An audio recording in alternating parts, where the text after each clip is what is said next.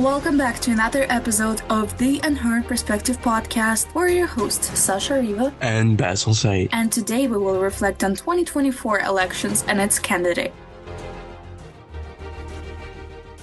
So let's start with the post-Iowa caucus win of the 2024 Republican presidential primary. Former President Donald Trump is making a huge comeback. And that was a really big event. Picture this, Sasha. Trump stormed back into the political stage. He won the Iowa caucus with a whooping 30-point lead over his opponents. It's like he never really left. It's quite a shift of power, and it's showing us how he has control over the GOP. Trump claimed 50% of the vote, showcasing absolute dominance over the GOP. Even big names like Ron DeSantis, Nikki Haley, and Chris Christie are falling behind. Surprisingly, though, Chris Christie got only 35 single votes compared to other candidates who had over 20,000. Can you believe that? I don't. Why is he even running for office? We don't really know. And all of this while Trump has 91 criminal charges and legal cases hanging over him, winning despite the legal challenges and expected court appearances. What do you think about his victory? Well, all I can say is it's more than just numbers. It's about his relationship and dominance within the GOP, within the insiders. It's about his unique strategies. It's more than that. It's about how he used the 2020 election loss to set himself up for the 2024 election. He created a power base that wants to win the 2024 election, and they also want to compensate for the 2020 loss that they believe was stolen. Right. It's resonating with GOP voters who believe he was unfairly ousted in 2020. And that raises big questions for Trump opponents, especially DeSantis and Haley. Speaking of DeSantis and Haley, DeSantis claims second place, but does it really offer a path to nomination? I think Haley's focusing on New Hampshire at the moment, ignoring the loss that she just had. And she said even that